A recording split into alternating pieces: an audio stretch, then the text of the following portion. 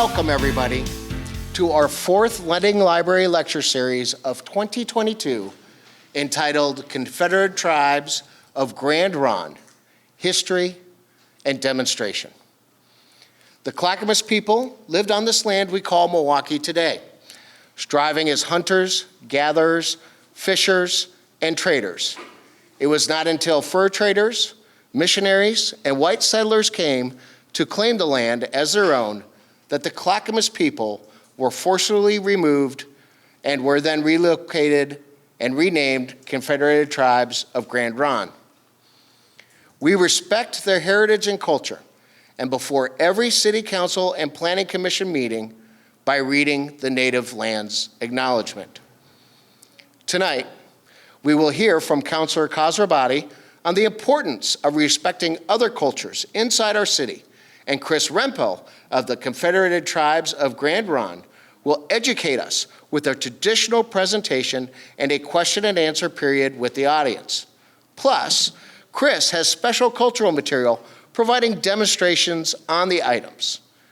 Thank you in advance for joining us tonight. And a special thank you to Nicole Madigan with the City of Milwaukie, to Brent Husher, our library director, and all the city staff for allowing us to conduct our lecture series inside this beautiful Lending Library and on Zoom. My name is Greg Heemer, the Communications Director of the Milwaukie Historical Society, the owners and operators of the world's largest museum dedicated to the history of Milwaukie, Oregon. We are located at 3737 Southeast Adams Street and open 1 to 5 on Saturdays. Yes, we have a museum, that one building that you've been driving past 15 years, but yet have ever walked into the doors. Trust me, it is well worth your time to learn more about a historical past from all perspectives.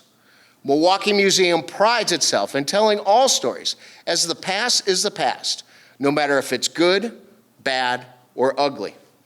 We work with organizations like Oregon Black Pioneers, Clackamas County Heritage Council, Japanese American Museum of Oregon, and the Grand Ronde to expand our knowledge and tell the histories of all people that have lived in the area we call Milwaukie today.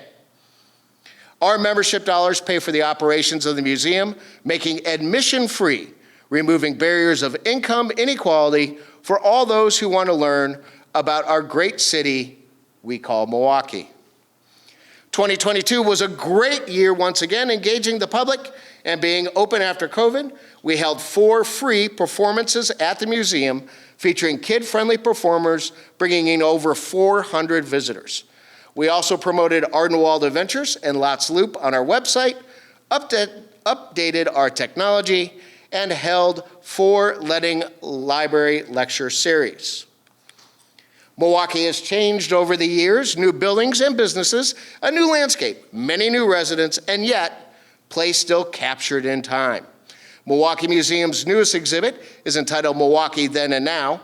The exhibition displays side-by-side comparisons of locations around the city with original photos to the present day. The exhibit delivers visitors a glimpse into how Milwaukie and life has changed over time, recalling nostalgia for lifelong residents and perspective for new residents. Some of the Milwaukie Then and Now photos include City Hall, Main Street, several businesses, schools, Kellogg Lake, and more. Artifacts relating to photos and the Then and Now theme include relics from the Crystal Lake Amusement Park, a 1950s telephone switchboard, and more. The Milwaukie Museum, located at 3737 Southeast Adams Street, open on Saturdays 1 to 5 p.m. and is admission free, but donations are always accepted. For more information, visit Milwaukie Historical Museum on Facebook or email us at milwaukeemuseum@gmail.com. Milwaukie Museum is funded through donations and membership. Consider becoming a member today. For an individual, it is only $20. And for a business, it's a bargain at $100. By becoming a member, you will receive information about upcoming events, member-only gatherings, and the opportunities the museum can offer you. A business membership provides advertising on all of our literature and provides opportunities for museum involvement in your events. Either way you become a member, your dollars will help ensure that you are preserving Milwaukee's history for future generations, and you are contributing to wonderful programming like tonight's presentation. Check out our website at milwaukeemuseum.com to join or stop inside the museum. Tonight, you are seeing this program because of our great partner, Willamette Falls Studio. Willamette Falls Studio's mission is to inspire lifelong learning, advance knowledge, and define communications through digital media technology to educate and strengthen communities. Their professional staff work daily to create media content for local organizations, capture city project, consult on productions, customize broadcast systems, and provide technical support. The staff at WFS work with all levels of experience in media production. Any residents of the 5 service areas can learn how to be a WFS producer at little to no out-of-pocket cost. All they require is playback of your final project on the public channel. Come in and talk to their staff about how they can help with your communication needs. Councilor Adam Khosroabadi knows what it means to serve. As a combat veteran, he served overseas in Iraq and continues to serve his community as a football coach, notary public, and small business owner. Councilor Khosroabadi was appointed to council in 2021 and is chair of the Clackamas County Veterans Advisory Council. He previously served as a planning commissioner and on the Public Safety Advisory Committee as a Linwood NDA rep. Now I want to tell you a story about Adam. It was May 24th during one of our planning commission meetings. We were on a 10-minute break. So Adam, myself, and another planning commissioner, we all went outside to catch some fresh air. In the doorway at the City Hall entrance was a person sleeping, blocking one of the doors. We've all been in that situation. The other commissioner and I had an annoyed look on our face because the entrance was blocked. We all went outside, enjoyed the non-rainy weather, went to return inside the building.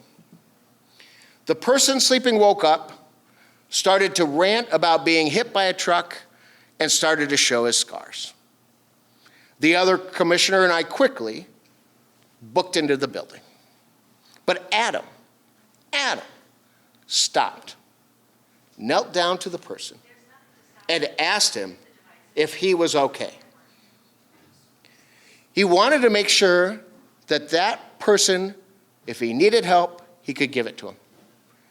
Adam did this without hesitation or thought and wanted to make sure the person was supported, recognized, and being cared for. Now, Adam and I may not share the same views on how to accomplish the concerns we face in Milwaukee today, or even see eye to eye on what major concerns are, but his character, when no one is watching, certainly proves not only does he mean what he says and stands for, but is willing to do the work and carries the compassion to get it done. Please welcome Councilor Khosroabadi.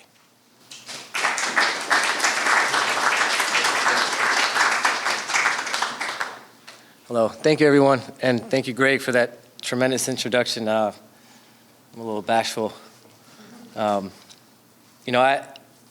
That story actually, thank you for everybody who's here, and thank you for everyone who sponsored this event and who continues to sponsor the event. The history that you bring is one of the reasons what we're talking about, why we're here and we're talking today, right, is to not forget about the past regardless of what it looks like, and diversity and what that brings. And the story he talks about, I think, speaks to that, because if the better we understand what people have been through or have experienced those experiences ourselves, the better off we'll be not only as a community, but as counselors to make better decisions and better policies that not only deal with equality, but also, most importantly, equity.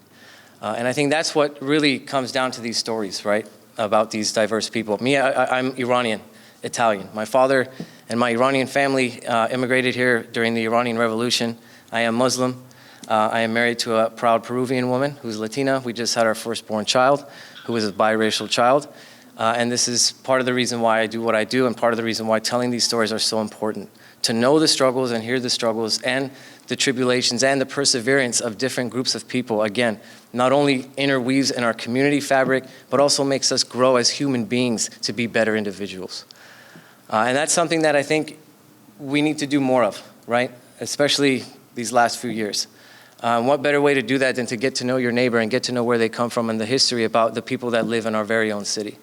You know, Milwaukee is unique because we have such a broad group of individuals here that bring something different to the table. And one thing about diversity that you can't argue about is no matter who it is that you talk to, anytime you talk to somebody with a diverse background or a diverse history or a diverse story to tell, you will always walk away learning something. You'll always walk away learning something that you didn't learn before, no matter the circumstances. And that's something very important as well, especially in a time where a lot of our education is coming from social media. Unfortunately, nobody's talking to each other anymore. And again, that brings in the diverse part. We as elected officials, it's important for us, again, for the decision-making process. We've been victims too often on policies that have only catered to one side or the other, correct? I mean, we can all agree with that. The lack of talking to each other, communicating, and understanding where we all come from and what barriers we have faced in our lives is what creates those inequities. So that's why these stories are so important. That's why the History Museum is so important, because if you don't know anybody who comes from a diverse background, which that's hard to believe nowadays, right? Everybody's from somewhere. Then that's what the museum is here for. That's what individuals like Greg who dedicate their time are here for. Is to make sure that that stuff is not forgotten about, that we learn from the past so that we create a better future for everyone. Just like with the tribes of the Grand Ronde, listening and hearing from this group of people who have suffered tremendously and continue to suffer. And Native Americans have continuously suffered throughout the history of our country, and it's every day new history is made for them in suffering. And being able to be elected officials and hearing these stories, again, results in better equity, better equality, better resources for these individuals to feel like they're on par and on the same page and are afforded at least the same opportunity that everyone else in this room is.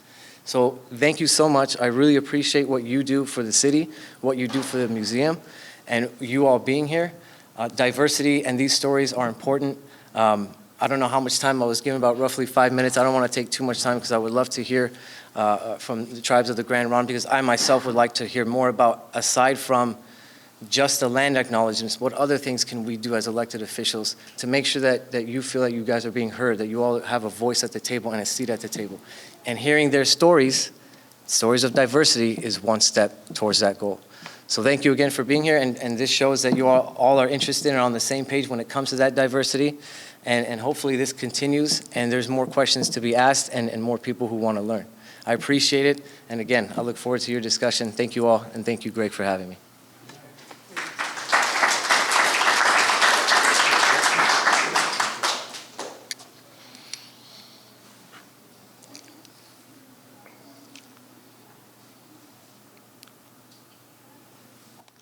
One of our partners in programming like the Letting Library Lecture Series is the City of Milwaukee.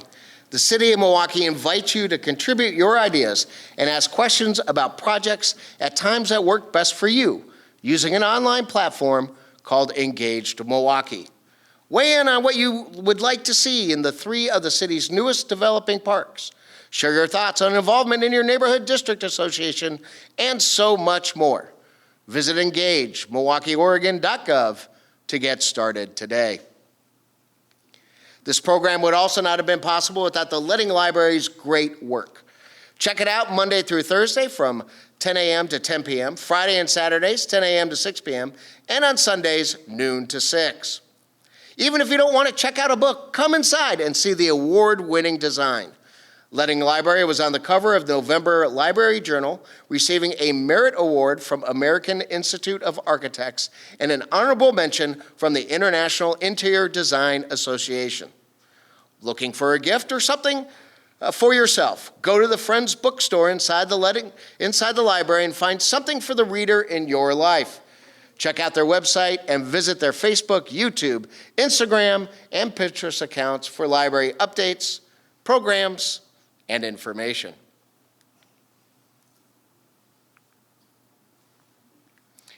Chris Rempel is a Confederated Tribes of Grand Ronde tribal member and works for the tribe as a cultural educational specialist. His team shares and teaches about the life ways and cultures of the tribe to both the tribal community and the general public. He also works with various federal agencies in surveying and protecting cultural significant locations and the first food populations. Milwaukie Museum is honored today to have Chris as our guest. As you heard Adam speak of the importance of telling other cultures' importance, it has been Milwaukee's museum mission to reach out to those whose cultural heritage is seldom addressed. Chris, I cannot begin to say thank you enough for being here and spreading your knowledge about your ancestry and your homelands.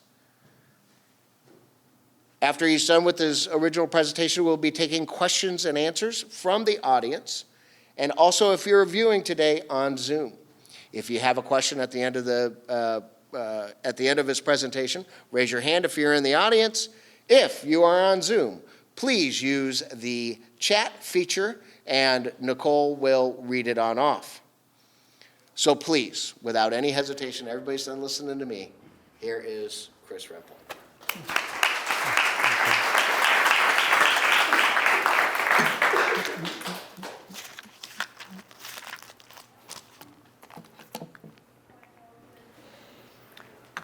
Right. Shlahayim Kanawai Telekom, Naganim Chris Rempel. Hi everybody, my name is Chris Rempel. My people are the Kalapuya, Chinook, Klamath, also German, Chinese, and Hawaiian. And it's a traditional thing, especially coming in tribal communities, introducing who you are, not only your tribes, but also your families, because that establishes your kinship, how you're related to each other. Especially here in the Northwest, intermarriage between tribes and bands was very common. So that's something I always like to start with and explain it a bit. It's also very, very relevant. Digging a little deeper on Mary's River, Kalapuya, so that's near the Corvallis area. Lower Chinook, which is closer towards the mouth of the Columbia, kind of Scappoose area. And then I've also got various other tribes as well that would take so long to name, but just because it's relevant, I'm also Rogue River family there, and a lot of those people were moved to the Siletz Reservation, as I mentioned, Klamath. I'm also part Iroquois, because with the Hudson's Bay Company coming down here, one of their interpreter trappers was an Iroquois man who came and married into the tribe, and a large section of our tribe actually has descendancy from that man, Louis Changretta. And so I really wanted to start with that somewhat long introduction because it's a really important place to start when talking about the tribes in this area. As you know, it's called the Confederated Tribes of Grand Ronde. That's because we weren't a monolithic tribe. There were over 23 different bands and tribes that were all grouped together. We didn't share the same culture, the same language. In fact, some of these tribes were enemies. But after the treaty period, they were removed to the reservations and forced to live together. And so starting with that is just kind of a basic knowledge, and then digging deeper kind of into where we are now, the Clackamas Chinook, the people of this area. As I mentioned, I'm not Clackamas Chinook, but my mentor, Greg Archuleta, is. He's a descendancy of Wachino, one of the original chiefs of the area in this place. And so I think the best way to start is a video he made talking about his connection and the importance of this place, and specifically Willamette Falls. So I'll start with a short video in his words to kind of set the stage.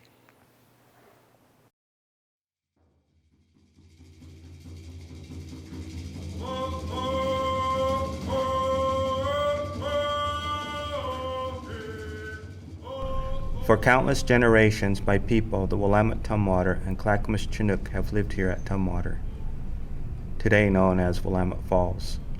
The falls are within our traditional homelands, and today we continue to maintain our connection to the falls. We are people of the Confederated Tribes of Grand Ronde.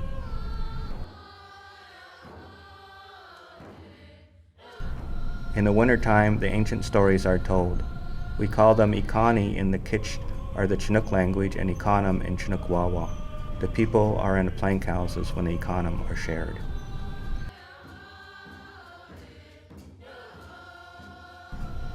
Now Coyote was going along. Now he liked this place. Now he built the falls there. Now they say he tied it down with rope made from hazel shoots. Now the falls are ready. Now he built a fish trap there. Now it became full of salmon, that trap. Now he insulted that fish trap. Now that fish trap worked no longer. Now we must dip net and spear our fish at the falls. Ikani, Ikani, story, story. Here at the Tumwater, fishing was premier. It was a major trade center, and the Willamette, Tumwater, and Clackamas hosted many tribes who visited. It was like this for countless generations.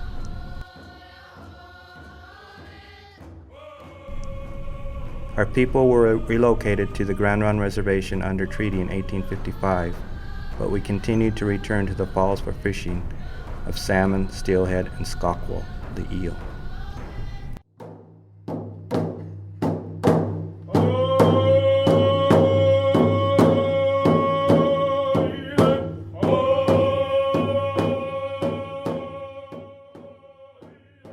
I myself am a direct descendant of the Thais, our chiefs, Oregon City John of the Willamette Tumwater on one side of the family, and Tai Wachino of the Clackamas Chook on the other side. Within 100 years, the federal government decided to sever the relationship with the tribe under the Western Oregon Termination Act. This resulted in the closing of the reservation. My grandmother, the granddaughter of Oregon City John, decided to write just a memorandum. It detailed the many families at Grand Ronde and told the story of our family and the connection to Tumwater. She recounted how our family village site was on the west side of the falls. She wanted her descendants to always know who they were and where they came from. Our tribes were terminated for almost 30 years, but in 1983 regained federal recognition. We are alive. We maintain our ties to the Tumwater. We gather here for ceremony to honor the first salmon as they ascend the river. We gather the skockwal. Our canoes are on the river, and we sing our songs to honor the land, our ancestors, elders, and our families, including the water, animal, and plant beings. Our youth are part of ceremony. They will know to maintain our connection to the falls and our tribal ways.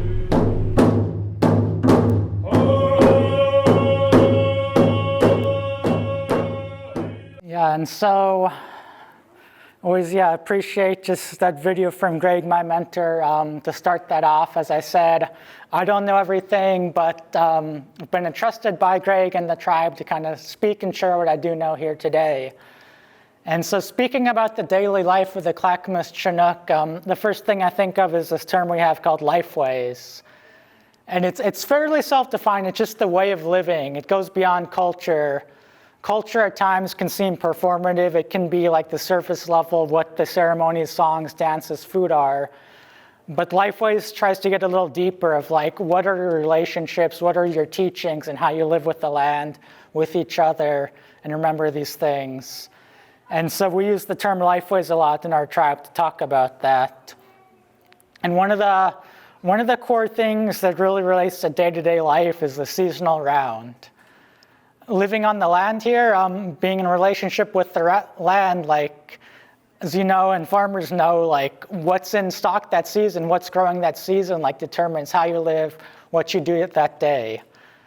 And so, day-to-day life, if this was 2,000 years ago, fall time, our seasonal round right now would be the fall runs of fish are coming up the rivers now.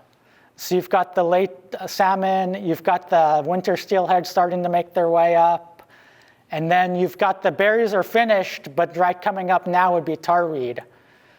So traditionally, a lot of these areas, in addition to the oak savannas, you'd have open fields of tarweed, which is related to the sunflower plant. And it's called tarweed because it smells like tar. If you feel the leaves, it's sticky, and if you smell it, it smells like tar. And a lot of the farmers in the area really disliked it because it would get on their livestock and really get their fur all matted up. But that was a major food for this time of year. And similar to sunflower seeds, you eat the seeds. And so what we'd do is we'd burn the fields around this time of year, late September, and they'd start to char those seeds in the husks, and then you'd come and gather them in a basket up to eat them. And so that's what would be happening this time of year. At the same time, it's acorn season. So I'm sure there's lots of oak trees around here. I know there's a lot in this area now and also traditionally. And acorns were the other major food that's coming this time of year. And so you probably see them, acorns come in massed years, so the trees talk to each other and they're like, let's go together. And you get all the trees in an area massed in together. And some years they hold their seeds. And there's various species of acorns, but up here, if you've ever tried one, they're very bitter. If you try to bust one open and eat it, it's those tannins. You can eat it, but it's going to be very bitter and sour. And so you need to leach those acorns. And so the tribes would have various methods, but usually they all involve water. So water flowing through those acorns slowly pulls out their bitterness. And then they can store very well dry as well. And so acorns, pounding acorns, you'd pound them and then cook them in watertight baskets. And you'd be able to make acorn cakes. You'd be able to mix in tarweed with that. And camas, the other major food, which is a tuber. Lewis and Clark Journal's talking about it a lot. But it's a very slow-cooked tuber, which usually from early summer to around this time would be when you're finishing up your camas season. And the other major food or thing you're doing in fall time is hunting. So going out, getting those deer, getting those elk, going to your hunting spots up in the mountains before the snows come. There'd be hunting camps, and you'd be going there and getting your food ready. And fall really is just getting ready for that winter time. Because in winter, most, if not all of our foods aren't really available anymore. So fall time, it's getting those foods that are ready, the abundance of the carbohydrates that are here now, that meat, and then drying it, preparing it. And there'd be various ways. Within our plank houses, there'd be pits or underground storage areas, so putting them in the ground, storing those acorns, or there's pounded cakes. Hazelnuts were another major one. Really good nutrition, so putting it in for the winter time. And then as the weather transitions into winter, it's moving and hoping your family and community's done enough to store food to make it through the winter. As you know, the winters here aren't too harsh. It's not feet of snow, but as I said, the food sources are all gone. And so having those stored foods is really important to have. And as the weather turns, our families would come back to their plank houses, their winter villages, in the more temperate areas close to the water, and they'd work on their materials for the next year. So the carvers and hunters would work on their carvings, they'd work on their hunting tools, getting them ready, mending their nets. They'd make their nets out of stinging nettle. You can take the stalks and break them up and rub them down into cordage. And so that's what a lot of the fishing nets and different net items were made out of. And so wintertime, the families would be coming together. And as Greg mentioned, it's the story season. So the elders would tell our econom, our stories of how things came to be that pass down both the teachings, but also our ethics and morality are encoded within those stories. And so the children are learning that while people are working on their things, getting their food together. And as winter comes through, if there's enough food, that's good. If there's not enough, your villages share together. Like we had village systems and they share food together. But as the winters go on, if it's very tough, there are the survival foods. There are some early tubers. You can eat fern leaves, sword fern roots in wintertime. There are some emergency starvation foods and caches. You can go and raid a squirrel's nest of hazelnuts and grab their hazelnuts if needed.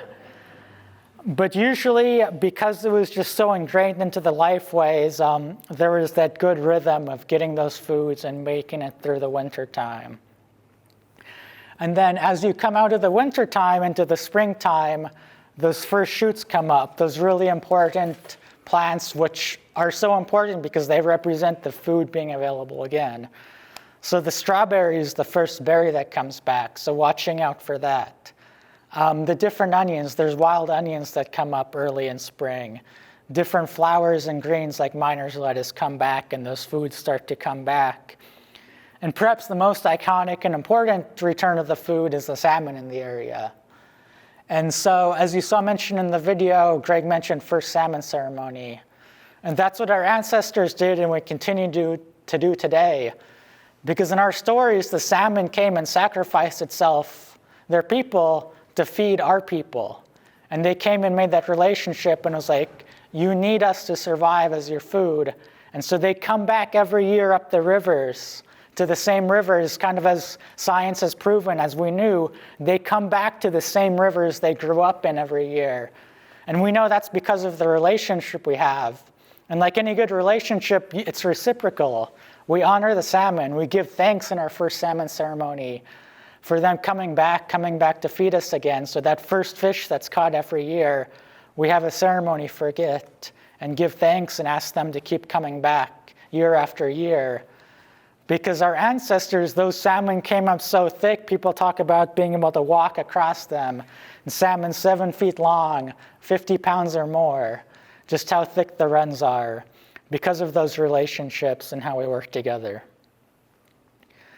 And so the fish coming up here in this area, the Willamette River up to the falls, very iconic. A lot of the historical photos, you see the dip netting going on in the falls. But that's not the only way for salmon fishing. As Greg mentioned, a lot of the tribes around here also use spear fishing because the runs would be so thick you could just get your spear and grab them. In the tributary streams, there were also various traps and weirs formed to actually channel and get the fish into the shallows so they can be scooped up by nets and teamworks. And so every spring, that return of the salmon was that huge abundance of protein. And that's why it remains so iconic to the tribes today, and it's so present in a lot of our artwork as we continue forward.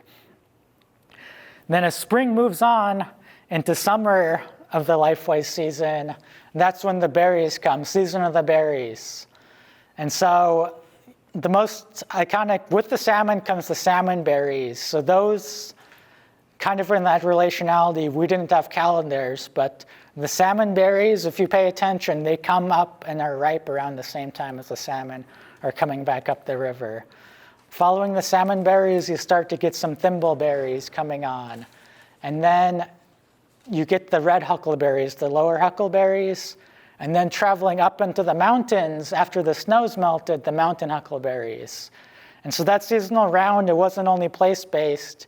As that summer comes and the mountains, the snow level goes down, the tribes would travel up to their encampments in the mountains and so have their summer camps up there, getting berries and their foods and different items like camas up in the mountains. And so our people would follow the foods. They'd have their permanent plank houses down near the rivers and the low grounds, but through the seasons, they'd travel up to the mountains with the foods and then back down again. And so last thing in summertime too, I'm sure Greg mentioned it and it's a top left photo, but it's the skockwil or the Pacific lamprey. It can be very appealing because they've got those lots of teeth like in the Star Wars, the Sarlacc, just all of those teeth. That's their mouth because they're sucker fish.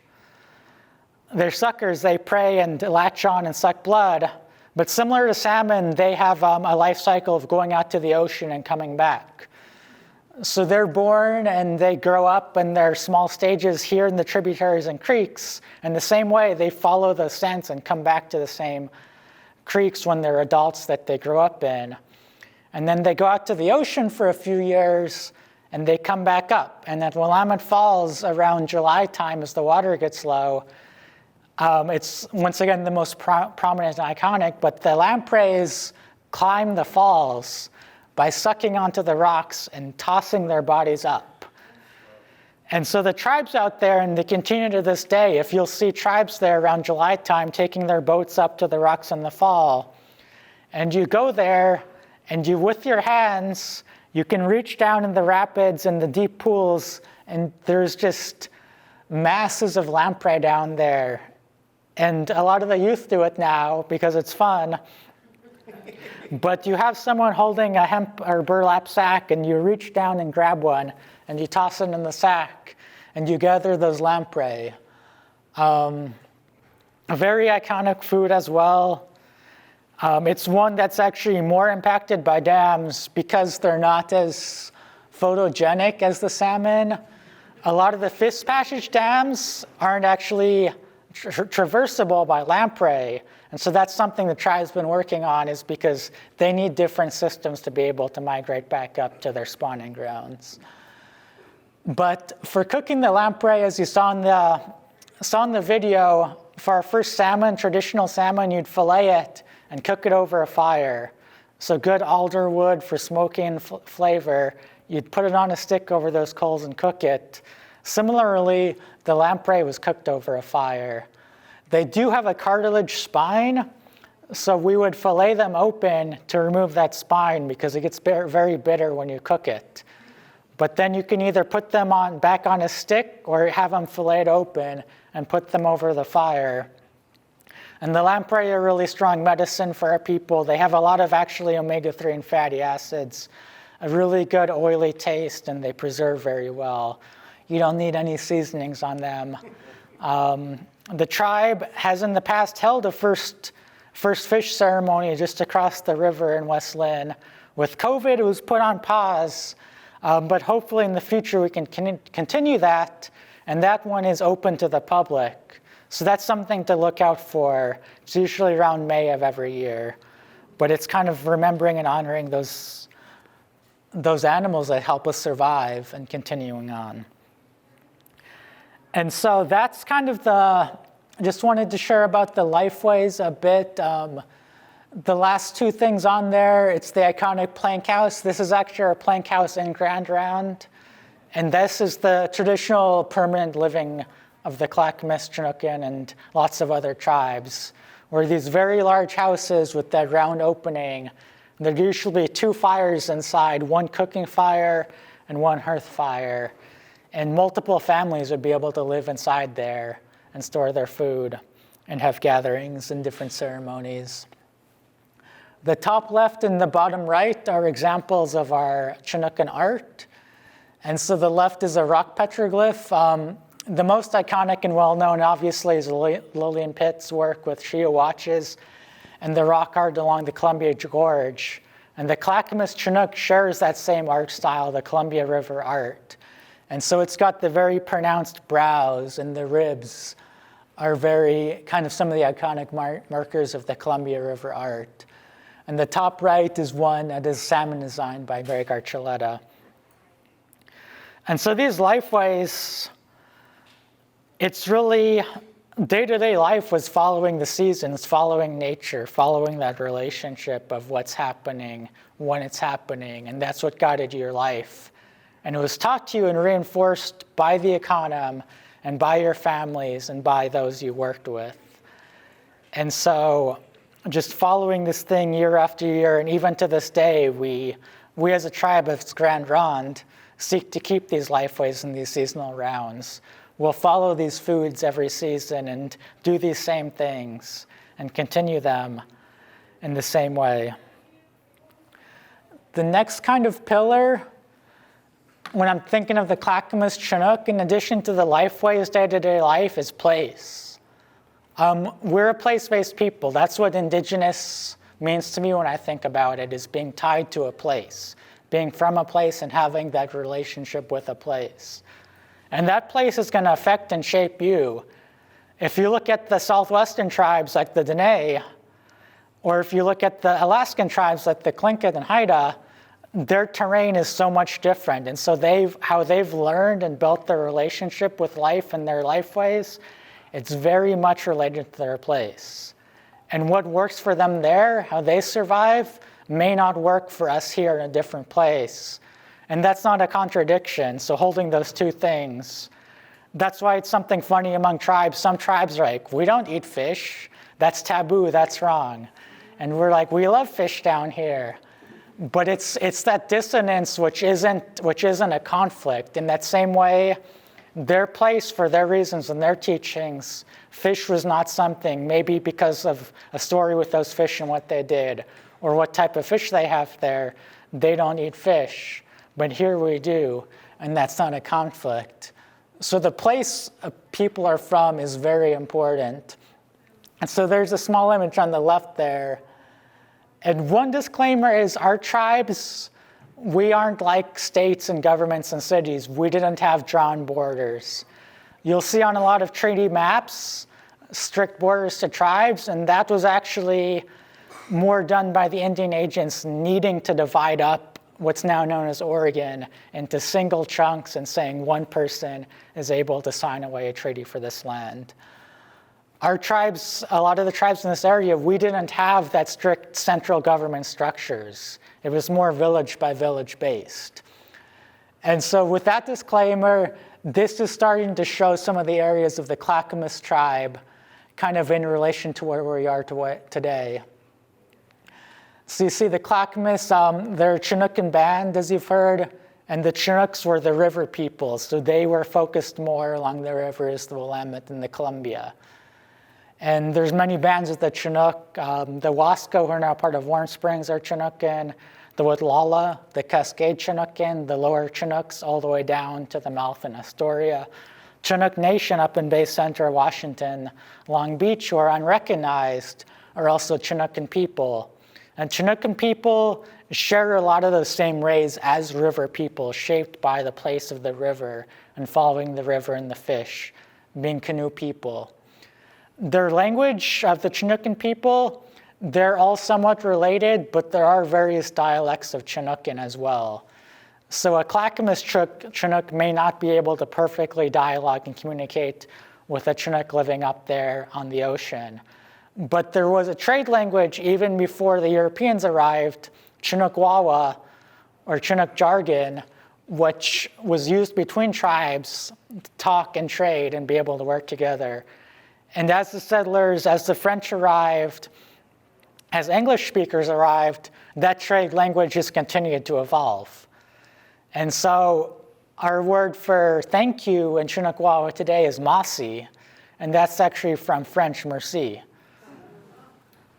And so it's, like I said, it's a living language that was here before the traders, but it just continued on as a trade language. As new traders came, the language evolved with them. Vancouver, British Columbia, for a while, their governors actually learned Chinook Wawa as part of their duties and their officials because it went all the way up that far. There was a vast trade network. One of our major currencies in the early era, which is dentalium, which is a long white shell, a mollusk, and so there'd be a creature living in it, was actually gathered from the ocean by divers of other tribes and traded down. And it's all the way out to the plains. You see people with dentalia jewelry. But that was the trade network of the rivers coming through. And it was so common as the main currency. One of the traditional tattoos of the Chinookan people was lines on their forearm. And those lines were for measuring dentalium. So a line this long, they'd be like, oh, a string this long is worth maybe this many salmon. And so place was very important, and that's why the Chinookan people were considered very influential, because they were the river people. Transport along the rivers was much easier and much faster than over land. And so the other major part of the Clackamas Chinook is the mountain, Wakonkin and Clackamas Chinook, what's now known as Mount Hood. So the headwaters of the Clackamas is up there on the southern slope of Mount Hood. And everywhere around the region here, all the photos, even today, seeing Mount Hood, it's a very iconic landscape feature. It's prominent in a lot of our stories and what it means and what it carries. So those two things, the river, the most notably around here, Willamette Falls, as Greg mentioned, Tumwater, as it was called, which roughly translates to waterfalls. And then Wakonkin, Mount Hood. And in a way, those in the rivers, those help shape the seasonal round, traveling up and down. And so next, moving on from place, the next kind of pillar of Clackamas people is the kinship.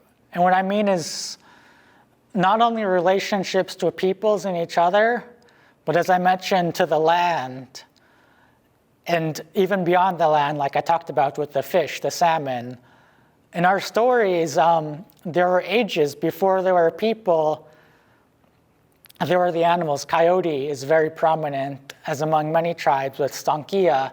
The first coyote created a lot of these lands around here, helped create the falls, and then helped find those foods and determine which food and which animal would be what would be good to eat, what would be good to use, and how they'd become and be our relatives and be for the people. And so there's many ages of stories, and as things were made during those creation ages, Coyote went, and some of those animals stayed and remained kind of their descendants as the animals that stayed for us, for our food as people as we are now. And so remembering those relationships to those things. And like I said, those econom, it's not only a story, but it's an ethics and it's a teaching. Like being taught that those animals, these foods, these plants, these trees, this water came and offered themselves to us. They didn't have to, instills a respect for them. Like when we go out and we gather or we're with them, you'll see a lot of, and this is true among many indigenous peoples and tribes as well, we'll honor and give thanks to that. We'll care for them because we know, and as we've seen, like those salmon aren't guaranteed to come back. We've seen just the decline of salmon. We're seeing how things, when they're not tended or cared for, our food patches can be removed and they not come back. And so those stories teach that relationship of these things are gifts, and it's not just like a untouched paradise like our people know of, like these foods just spring up. It was a relationship. The camas bulbs, they actually thrive best in relationship with gathering. If they're left untended, as we see now, going to fields that haven't been gathered, those bulbs will be so closely grown together, they'll be tiny and choking each other out. But actually regular gathering of the larger bulbs spreads them back out and lets the smaller bulbs grow while we gather the larger bulbs for eating. At the same time, like the oak trees, they get the grubs in them. And so we'd burn every fall or set periods of seasons to remove those grubs, remove those parasites, and remove the buildups. After hunting every year, different people in their camps, they'd burn the land behind them. And we didn't have such catastrophic fires because our tribes traditionally burned these areas. So there was never such a large buildup and laddering of fuels because these lands would be burned and maintained over time. And so in addition to that relationship to land and foods, I wanted to touch a bit like on the kinship structures, on the familiar relationships of the tribes. So as I mentioned, most of the tribes, the Chinookan as well as the Kalapuya, many of the Malalas in this area, there wasn't a central governance. It was more village-based, with a chief usually being the most well-known established and being the wealthiest. But wealth within our concept was being able to provide. If you're the wealthiest, that means you had the most to share. So that if winters were hard or people needed to borrow or use something or a place to stay, the chief would be responsible for being able to provide that and share that out. And that's why he was the chief. It was because he was able to provide for those people. There was a lot of hereditary chiefs as well, and there was a lot of marriages. Our tribes didn't marry within their village.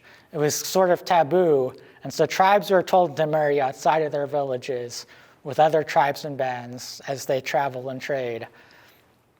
And so that not only strengthens the political relationships, it builds those kind of kinship things where people can come together. A lot of these lands, fishing spots, hunting spots, are passed down familiarly. So in that way, there were spots held, but there was so much intermarriage between people throughout villages that those rights to those areas were passed down. So if your mother's family was from the falls and fished on the falls, then you and your children could go back to those falls because you had those fishing rights. And so that's how those things were passed down to these areas. There was also lots of guests. As I mentioned, trade was very important. So those families, when trade delegations would come, they would usually send a runner in advance with a number of sticks on them, carved sticks. And those sticks would represent the number of days before the main trade delegation would come.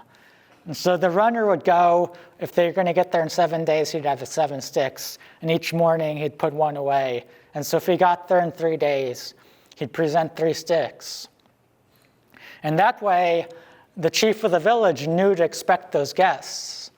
And so by custom, that chief and those leaders were expected to host those guests with feasts and lodging.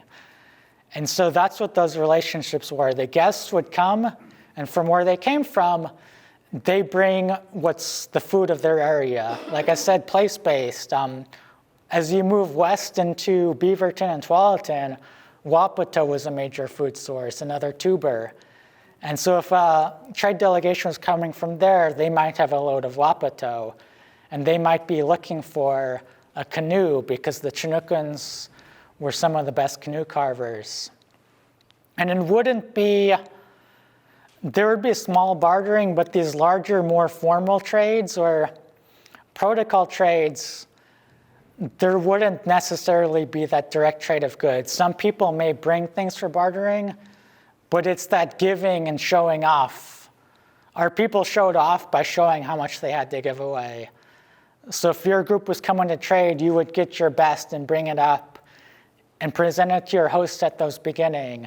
And the host would thank you, and then they'd ask you, how many days are you planning on staying? And so they would know, this is how many days we have to get our gifts ready to give back to you. And so when those visiting tribes or delegation was ready to go, the host would once again give them a feast and present all those things that they made and gathered for them to send them off. And so in these ways, like our tribes held those kinship systems and worked together. And as you can see, it's a way of distributing and sharing goods, kind of a mutual aid, like before it was a term of sharing those things. And of course, there was also individual trade. I'm not going to say there wasn't. Some people may bring, if they were a good carver or if they were looking for a new spear, they may bring some of their own items. Gambling was a very popular pastime among our tribes. Stick game continues to this day, but beaver teeth or sticks would be carved with certain symbols. And there's a few different types of games, but a very popular pastime was playing stick game and gambling for goods and fun. And then that's some of the social stuff. And then once again, too, I do want to acknowledge, too, like our people in this area in Chinookans, they did practice head flattening, as you've heard about, which was when babies, they would actually, as you can see from Paul Kane's photo on the right, that person's head has been flattened, like you can see it curved back. And that was actually something among the Chinookans that was done as high status, like the high status children had their heads flattened. Which being in a cradle board, there would be stones or boards tied and then retightened to flatten that head. And one people whose heads were never flattened was that there was some slaves and forms of slavery among the tribes. There was raiding and trading of slaves. And so I do want to acknowledge, like, there was that going on within our tribes as well. A lot of raiding parties and taking captured slaves and then using them for domestic labor. And then, so I mentioned there's the head flattening on the left is one of the village chiefs of the Willamette. And then there in the center is another Paul Kane drawing of a plank house. And then the last portion of kinship I did want to talk about is in relation to people, it's also the spiritual. In addition to the economy, we had our ceremonies, which also served as another pillar of helping us define not only who we were and our purpose, but how that purpose could link us into each other. Among many of our tribes here, it's the term Tamanoas. And that's kind of like, it's hard to translate, but the idea of spirit power or helper or gift.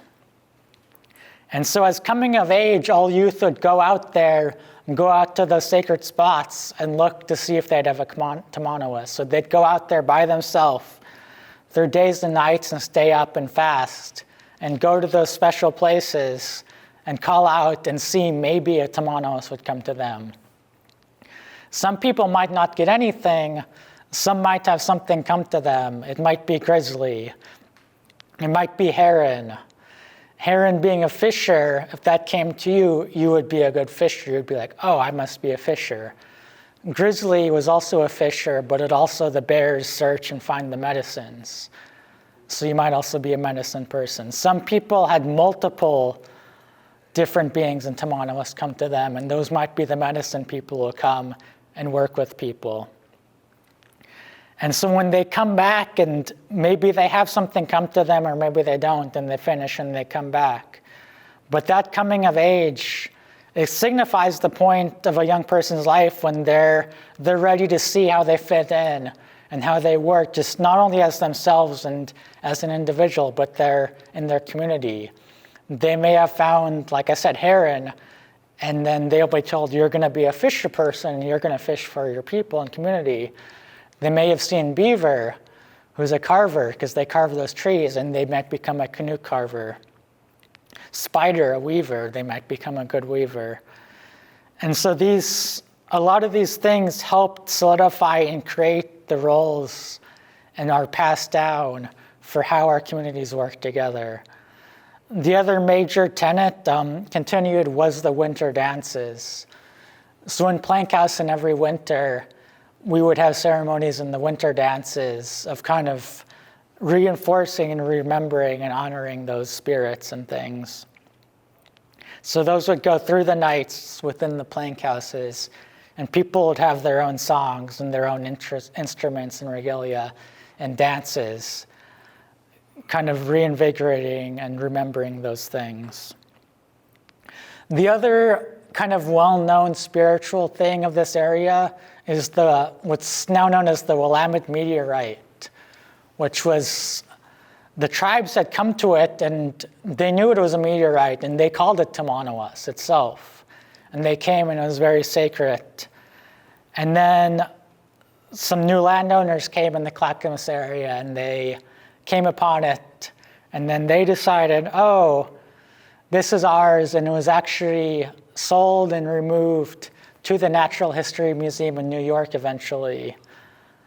The tribe actually sued and tried to litigate to stop that, but it was denied. But since then, relationships have been built, and the tribe actually has a delegation every year go up to the Natural History Museum and youth intern and learn about the history of it. And our different leaders and elders are able to go out there and visit Tamanoas every year. And so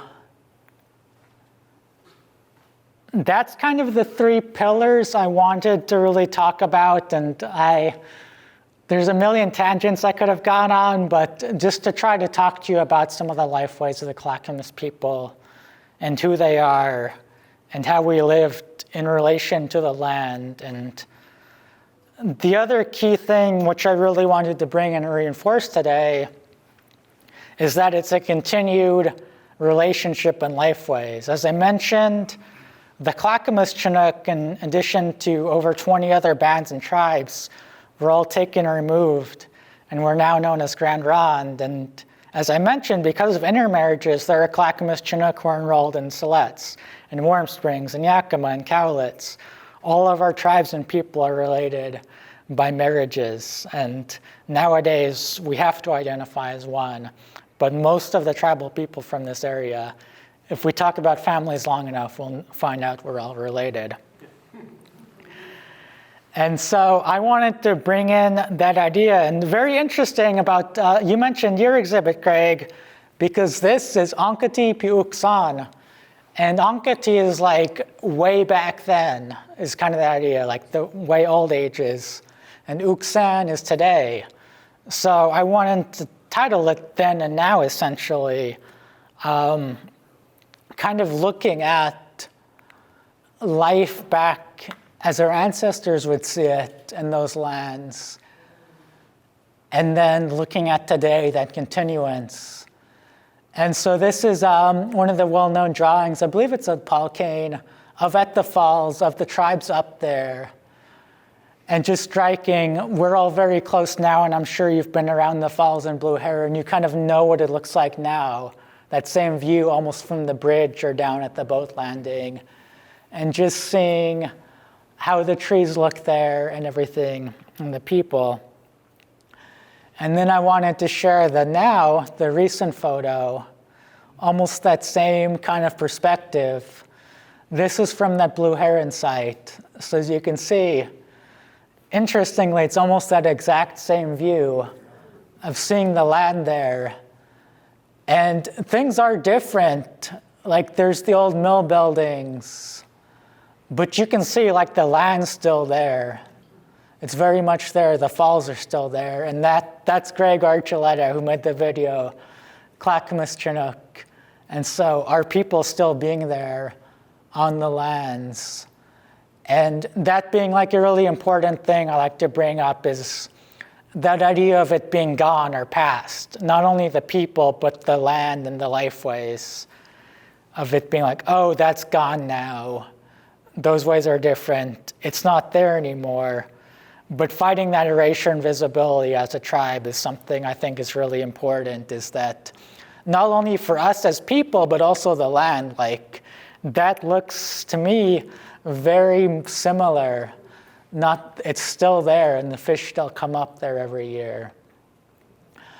The next one, same place on the falls, it's dip netting on the falls. So I'm sure if you aren't familiar, the salmon would run up so thick and there'd be certain passages which were easier to travel up. And so families and groups, they would have their spot. Like that might be a family spot right there where they dip net from and build their platform. And you just go out there with a net and you just scoop up the salmon. Even to this day, our tribe still dip nets. Other tribes, if you travel up the Columbia River, up the gorge, up near Bonneville, you see lots of tribes still dip netting, and they still are family spots. Like if you're from that family or a family invites you, we still have the same protocols. If you can be invited to go there, but spots belong to certain families. And so same thing, almost the same perspective. Here's recently our tribal members up there at Willamette Falls with their scaffold dip netting. And we go up the falls and we're allowed as a tribe only 5 fish each year to dip net in this way from the falls. And we use these fish for our first fish ceremony around May time. So every year that same continuance of those same ways, like remembering. And I haven't had the opportunity because understandably for safety, you need certain training. But our members who have gone up there say it's a very just amazing experience to go up there on the falls and see the salmon, be able to fish in that way. Next up is another painting of the interior of a Chinookan plank house. And there's some markers. If you see kind of in the center, there's that image carved there in the main beam, and that's the Chinookan art style I mentioned, the Columbia River, where it's got the pronounced brows, the pronounced nose, and then there's some ovaline eyes. And then you've got the sleeping quarters, you've got the hearth fire here in the back of the plank house. And then here, this is our plank house over in Grand Ronde. So you can see we've got the changing and sleeping quarters in the back. We have our fire there in the front, and we have our people there gathered, and this plank house was made from cedar. We still use it for gatherings and ceremonies and celebrations to this day. Next up, this was a painting done of 4 Clackamas, 4 men found at the mouth of the Clackamas River playing stick game, gambling. together. It's a very iconic image of Clackamas people. If you look up Clackamas, you'll see these 4 of Clackamas. I wanted to pair that with 4 of our tribal members here. One of them in the back there, she is Clackamas Chinook descendant, and then our councilman there, John George. And our people still being here and coming back, that's a replica of Tamanawas, the meteorite. So that's the same, what it looks like, but recreated in a smaller replica. And so that same image of our people kind of still being there together in these ways, in these life ways. And so just wanted to kind of bring that down as a roundabout of the presentation part of the slideshow. Oops, and then I'll go back briefly, and I'm going to move over to the demonstration part. So this sounding good? Okay, perfect.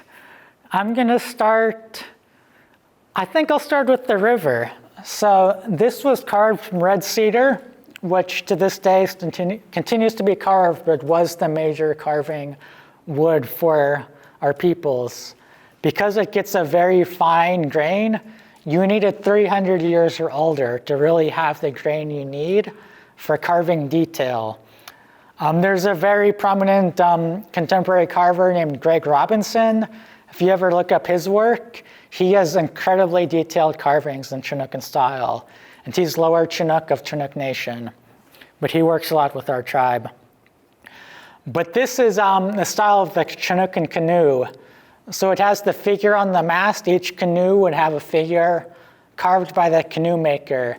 This one hasn't been detailed in, but traditionally they would be. That maker would have a certain figure they would use there for the canoe.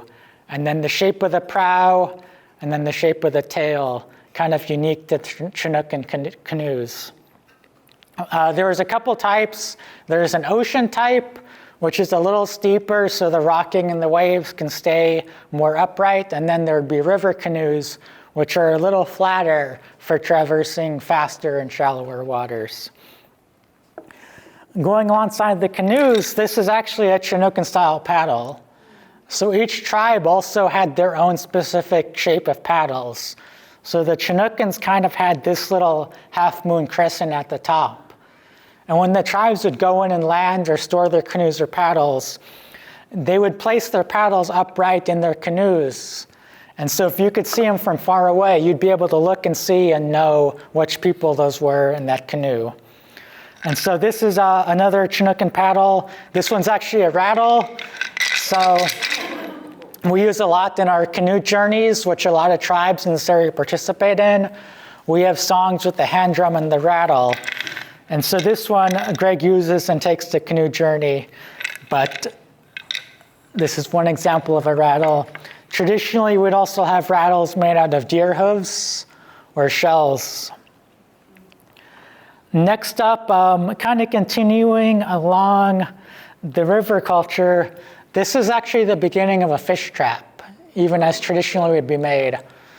So if you can see it, this is made from willow, but you have the opening here, which the fish would come in, and you'd have a larger basket or container around the outside. So once fish came in, you've got pointed ends down here on narrows, and so fish actually can't get back out. So it wasn't only dip netting, fish traps, but as well as nets. So sometimes a couple canoes would go out to a good fish run, and they'd string a net between them with weights along the bottom and just be able to paddle around and gather up the fish that way.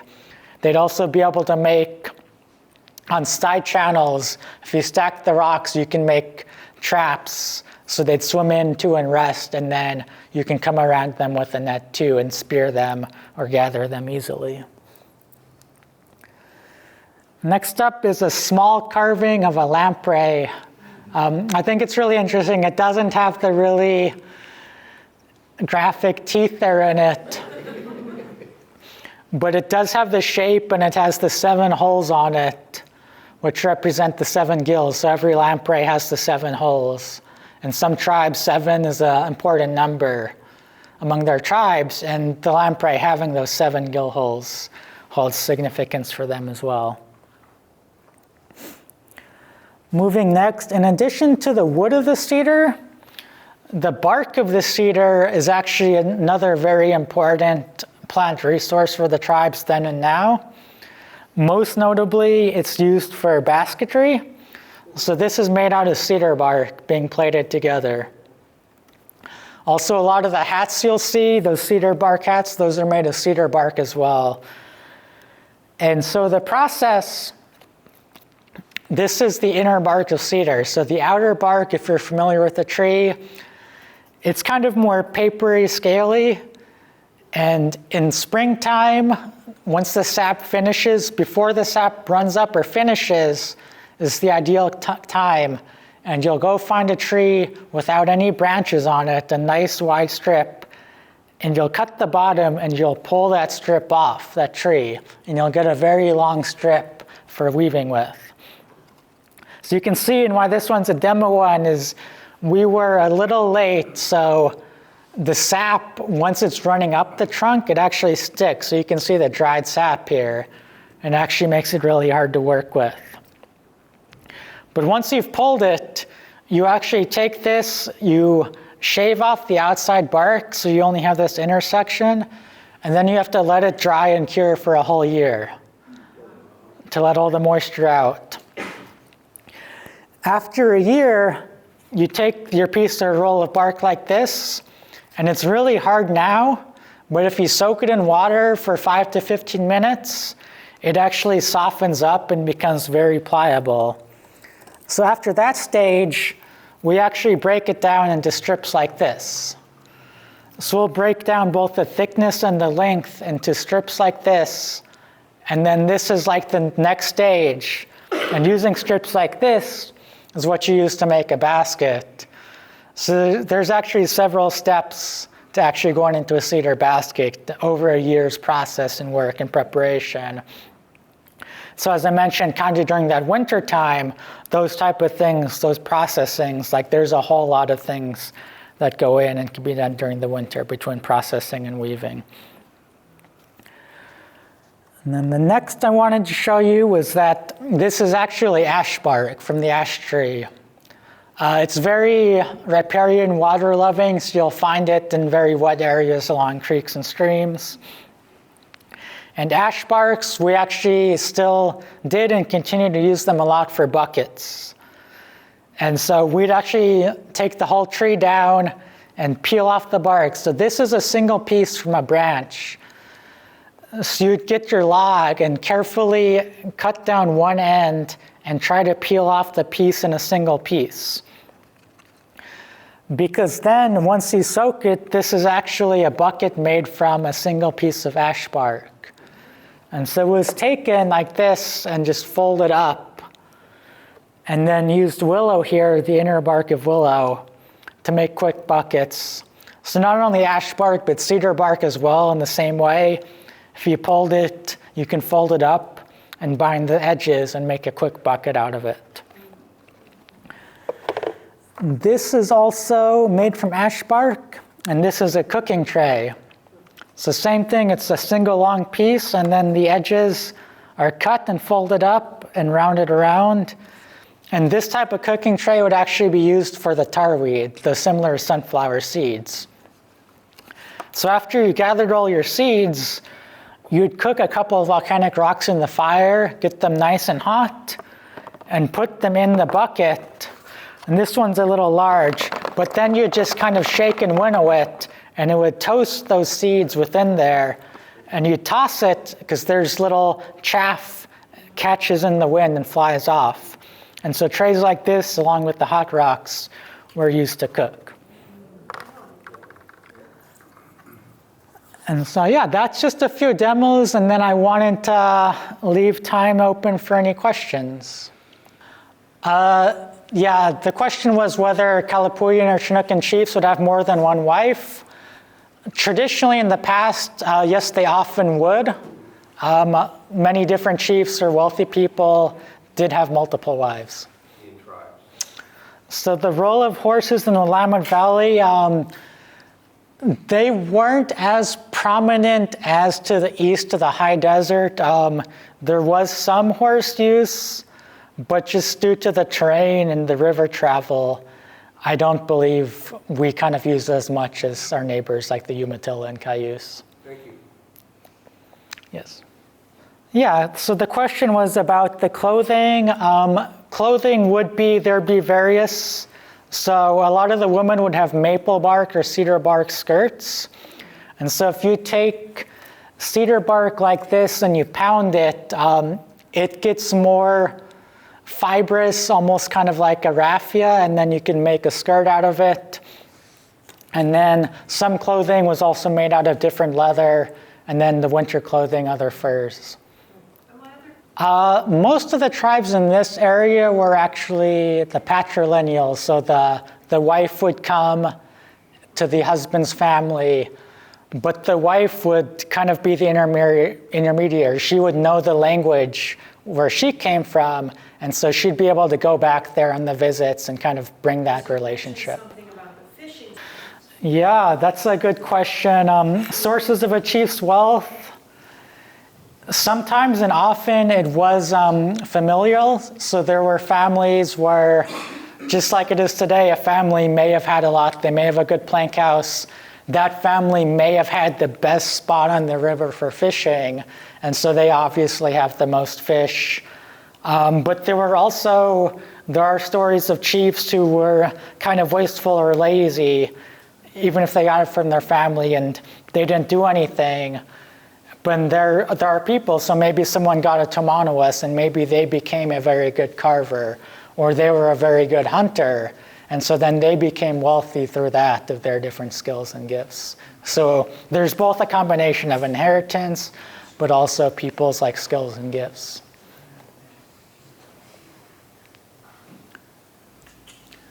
Yeah, the question was about Milwaukie present day and tribal villages, and honestly, I wouldn't be the best person to know. We have archaeologists and then our historian David Lewis, because like I mentioned, we'd have to pretty much go and see what the closest village was, because there may not even have been a village here, and it may have been, yeah, I'm curious of what it might have looked like if this was Oak Savannah 300, 400 years ago. Oak Grove, yeah. So that's where I'd start, is looking back and either the old historical records or archaeologists of what the nearest village was, and then maybe starting from there. You had one first. Can you say anything about the burial traditions or the dead, how the people... Yeah, burial traditions. Once again, it would vary a bit from place to place. So some of the Chinookan peoples, they would place, especially those families or prominent people, they would place them in a canoe with their belongings. Or they may place them in a place near the river, like Minto Island in Salem is well known, because it would flood seasonally. The dead were actually placed there and taken away by the river. And so there'd often be, different spots in different places, but often left with their belongings in certain spots. Yeah, so for teaching and education, kind of as I mentioned, it was a constant process. Those stories are econom, which from one end can be viewed as myth, but they can also be viewed as teaching. Like they're stories of Flint Boy, of like a child being naughty and not being helpful. So in the story, he's left alone and cast out for the village. Like that's a teaching, if you think about it as a kid. If you're selfish and mean, you might not have people who want to take care of you.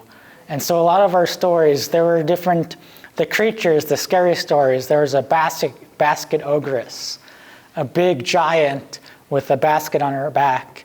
And if kids were out by themselves playing in the woods, the ogress would come and take them away. And so teaching kids to be mindful.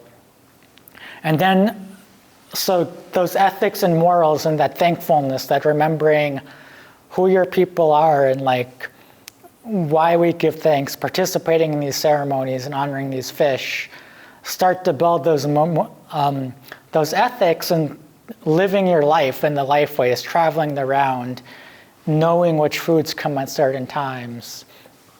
And then once as you grow up, as I mentioned with the Tamanawas, that coming of age, that's when you either directly are given kind of here's what you're going to do or here's where you're going to be, or even if not, that's when you might start working with the adults and you might start having to go hunt and do tasks and kind of do things. And so how that could translate, I mean, it's tough. I mean, the easiest thing I think of is just the idea of mentorship is just, that's how I came to in my job today. Greg Archuleta, I was a college student, and I hadn't lived in the area, but coming back and reconnecting with the tribe, I'd travel with him and see him give talks like this, see him do demonstrations, go out, gather food, work with him and learn how to do these things. So that same way, I think, of just passing things on and being open to teaching someone who's interested. Thank you. Question? I'm just curious during the seasonal migration when they would come down from the mountain, like would they all come together at once or would it be broken up in groups? How did they accomplish that? Yeah, I don't believe it was a huge group. I know some people, it wouldn't even be the whole tribe or village. Some people would remain behind maybe, and they'd have their jobs and tasks down here around the river and lowlands because there'd be different foods and things to mend. But the hunters of the hunting families would travel up there, and the berry gathering.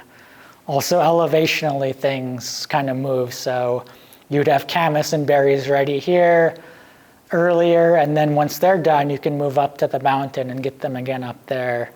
And so there'd be certain waves and groups you probably go together. Yes. You say you work with the tribes as well as the general public. What kind of work do you do with the tribes? Is it the same demonstration, or do you go a little bit deeper, or is it higher culture? For the tribes, it's more, because as Greg mentioned, our tribe was terminated by the government in 1954, which the government was essentially like, you've assimilated enough, you don't need to be seen as a tribe. It's hurting you, just become Americans. And the tribe resisted that, and a lot of people worked together. And it wasn't only our tribe, Siletz was also terminated, Klamath as well. Worked together to be restored, but that took 30 years, and that was recent, that was in the 80s for restoration. So a lot of our adults didn't grow up with the culture, especially if they were born or their parents were in termination. So they scattered out. So it's a mix. The biggest thing for our members is just welcoming them back in. Like, there's no shame in not being connected. Like, my parents weren't connected to the culture. Greg welcomed me back in. And taking us out and showing and doing these things and taking away any mysticism. Like, this is our life. We go out and we gather cedar bark and we weave and we gather berries. And really just practicing, not just talking about the life ways, but creating opportunities to practice them for our members is what we try to do a lot, and learn from them too, because their families may hold things that we don't hold anymore too. Yeah. The spiritual coming of age process, did girls do that also? Yeah, tribe to tribe. So some tribes, it was only young men. Some was both. But also among most tribes, women had a first menses coming of age. So there was a lot of traditions and protocols around a woman coming into her time as well. But for Tamanoas, yeah, there was both. Some tribes had both men and women, and yeah. And I have a second question. Good. Now, is there an effort to teach language to young tribal people? Yeah, an effort to teach the language. So as I mentioned, because Grand Ronde has so many mother languages, the tribe itself has adopted Chinook Wawa as Confederate Tribes of Grand Ronde's language. And so we actually have language classes that go on. There's actually a preschool immersion on the reservation where kids fully learn in Chinook Wawa and teachers. And there's language classes here in Portland, back in Grand Ronde. And I believe even Chemeketa Community College has offered as a language program. I think I saw you first. I've heard that a lot of places around the Portland area have indigenous names, Multnomah, Clackamas, etc. Now I've heard the name Milwaukie is indigenous, means land by many waters or something like that. Is that correct? Whether the name Milwaukie, its indigenous meaning, I don't believe Milwaukie was named from a local language. I believe it might have been named after the Milwaukee out east, but that does have an indigenous meaning in their language over there, but I don't know off the top of my head. Thank you. Yes.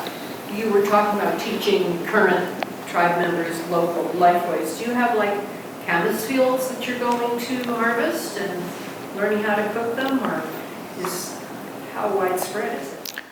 Yeah, whether we have local camas fields and practices, there are, so Metro has a few properties with camas on them, and they've worked with our tribe as well as other Native community to actually protect, grow, and test for toxins. And so there's properties around there where even this year the local Native community of intertribal went there and gathered and baked camas. Our tribe also works with Siletz in one of our joint areas on the Santiam River with the Forest Service, a camas field, where we've taken members out there to gather camas. And we're actually hoping to do another camas bake next June with the tribe as well. So, but the toughest thing is obviously locationally. We're here in Portland. Grand Ronde's kind of southwest towards the coast, but our people's tribes stretch all the way down to the California border. Like we have people to Kelma who are moved to Grand Ronde. And so that's something our tribe's been trying to look at, is because all of our government resources and staff are up here, but how do we keep that relationship with not only our members down there, but the land down there when it's a 5-hour drive away? So that's something we've been, which interestingly, our tribe, as long with Siletz, we're holding an acorn camp for our tribal members down in Medford this weekend. So we do what we can. Yes. Kathleen on Zoom has another question. What important roles did women play?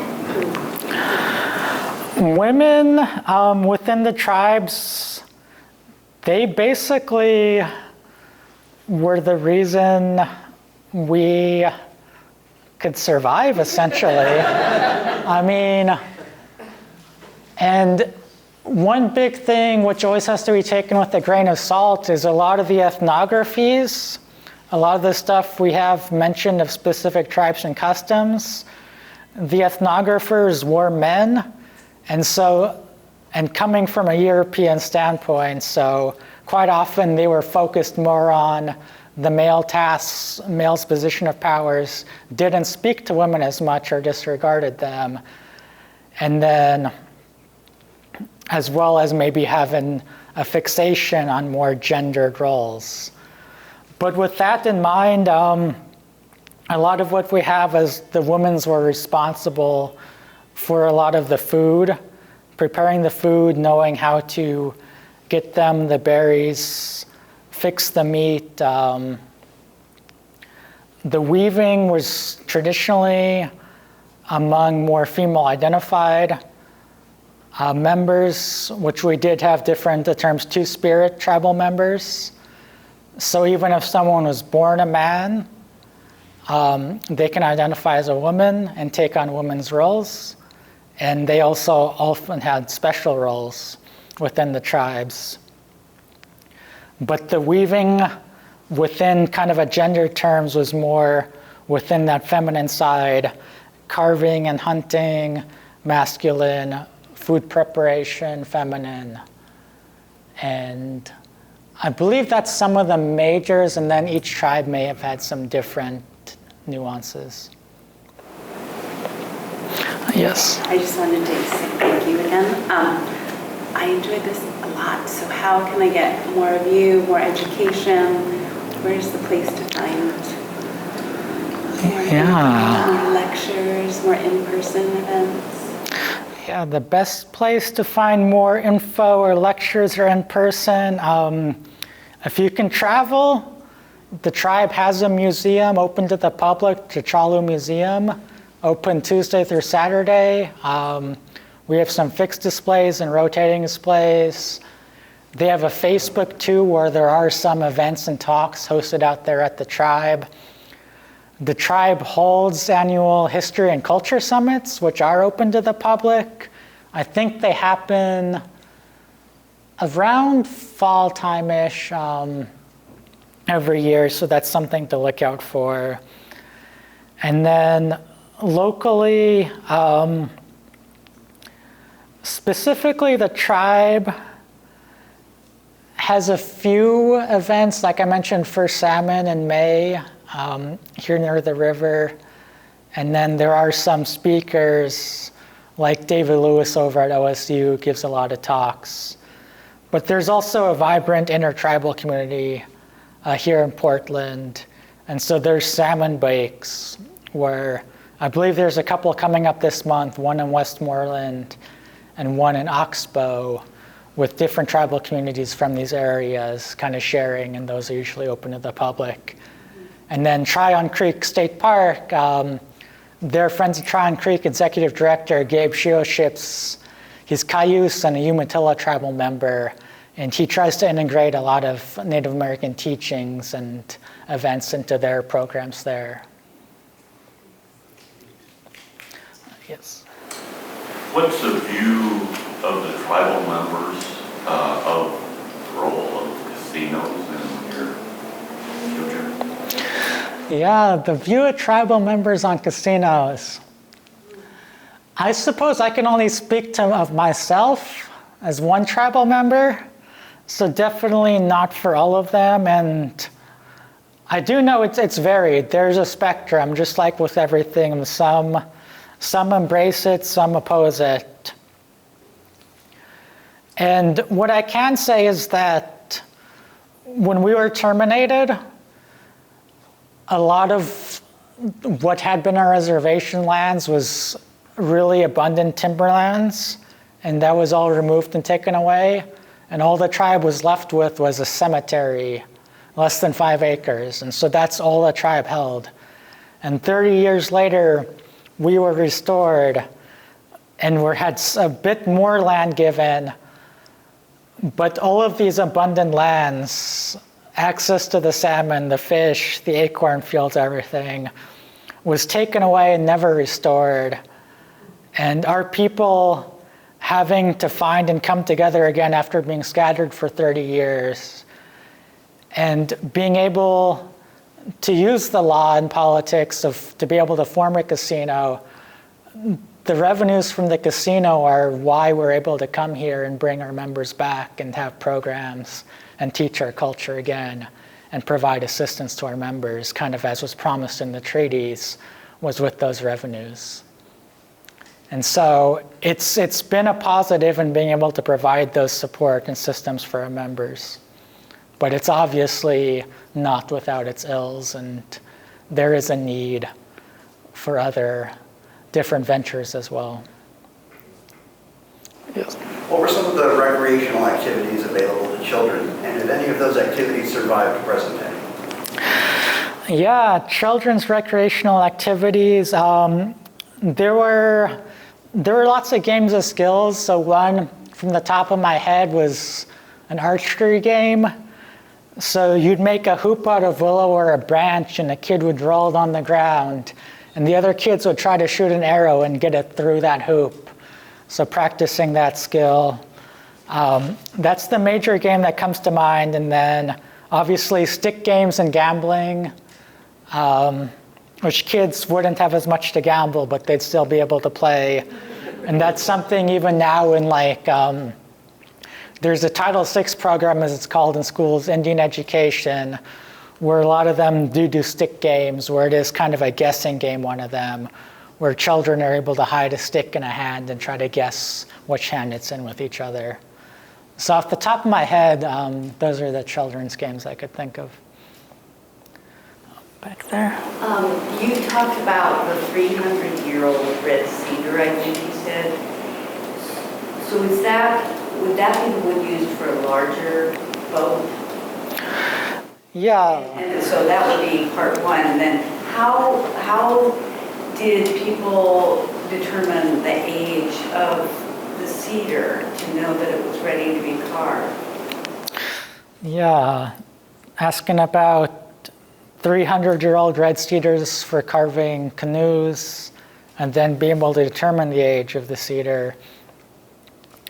I'd say 300 is just like a rough number. It's more size-based. So if you've seen an old-growth cedar, you know what that looks like. And so canoes are traditionally carved from a single log and carved on the spots. You'd need to find a trunk wide enough for a canoe to carve and bring it down on the spot. And then smaller ones just for other carving, it's in the grain. So once you get into it a little bit, you want a really tight, fine grain. If you're familiar with wood, you can, like fir's the easiest. It's so fast growing. If you look at the grain, each ring is so wide. But 300 years old, it's almost paper thin or hair thin. And that's what you really want to see for good carving and detail. And it's hard to find those nowadays. Anyone else? There's one last question on Zoom from Heather. Asks you to mention the efforts of the Chinook to regain their federal status, realizing that they're separate from the Confederated tribes of the Grand Ronde. Yeah, thank you. Yeah, Chinook Nation was recognized by the state, and I believe even former President George Bush back in the 2000s, but it failed to actually make it to that state of federal recognition. And then so in a sense, they were betrayed. Like they were told they would be recognized, and they weren't. And so they're being state recognized, but federal recognition carries with it those rights, those treaty rights and special status that to be able to access a lot of the resources which are owed to them by treaty, and that they're based out of Washington, but Grand Ronde is a strong supporter of the Chinook Nation and seeking their recognition on the federal level.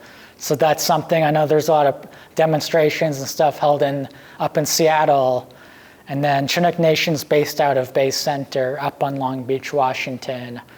They have, I believe, a website and had some land actually acquired recently, but Chinook Nation, like I said, they're our relatives, and if you ever see an opportunity to support the recognition, Grand Ronde's like a strong supporter of them.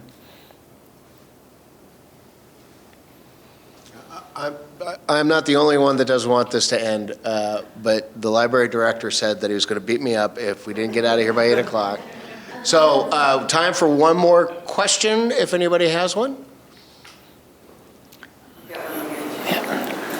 I was wondering if you could speak a little bit to some of the traditions around marriage. Yeah, some of the traditions around marriage. As I mentioned, the women usually came to live with the husband's family, but there was also gifts given, kind of like with everything, where the husband's family, the wife's family would come and bring stuff, but then the husband's family would also offer things to the wife's family. And I think a lot of ethnographers call it dowry, but the sense of, it was more of like, that family was losing someone who contributed and helped their family prepare foods and do things. And they were essentially losing that family member. So to make up for that, the husband's family would have to gift the wife's family, like, here's what we give you, and like, thanks for like, you're giving us all this labor, but I'll show those relations and lineage. And so there'd be kind of that presentation of gifts and feasts. And then certain tribes would have varying specific wedding ceremonies, but I believe the core was that major, just that coming together and exchanging of gifts. So Chris, thank you very much for being here. A big round of applause.